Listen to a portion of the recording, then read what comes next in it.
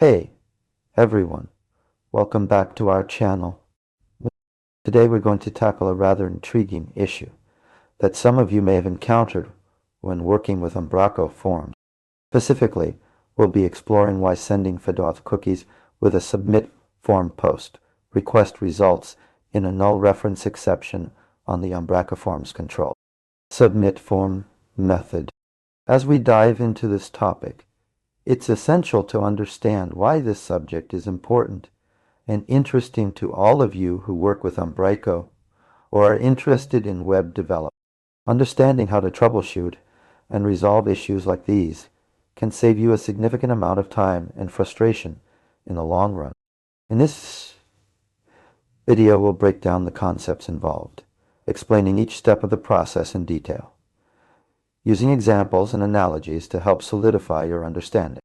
By the end of this video, you should have a clear grasp of what's going on behind the scenes and how to address similar issues that may arise in your own project. So let's dive right into it. The UmbracoFormsController. Bon ton. Submit form method is a crucial part of handling form submissions within the Umbraco framework. However, when you include FedAuth cookies in the post request, things can get a bit complicated. To start with, let's briefly touch on what FedAuth cookies are and why they're used.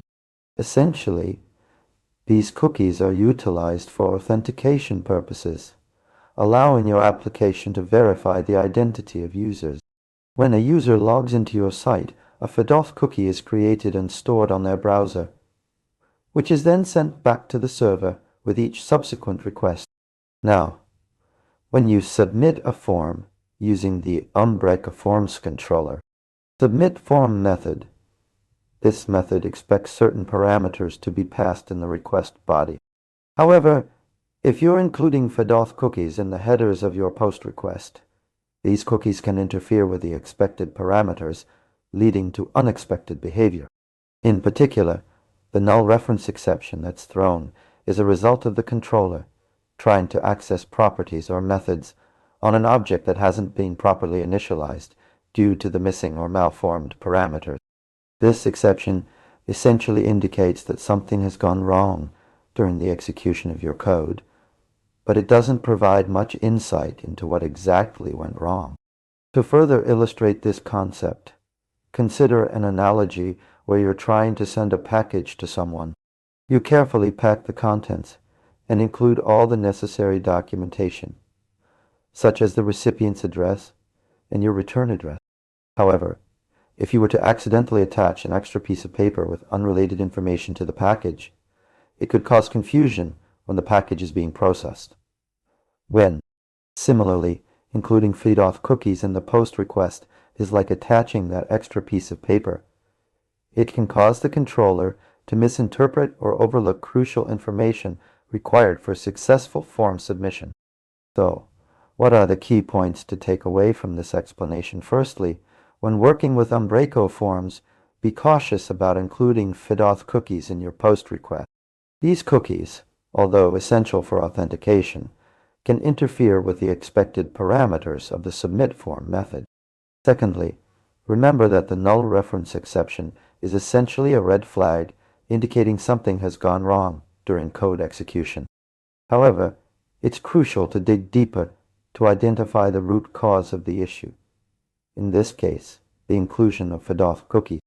Lastly, when troubleshooting similar issues, consider using tools or methods to inspect your request headers and body closely. This will help you identify any unexpected data that might be causing the problem.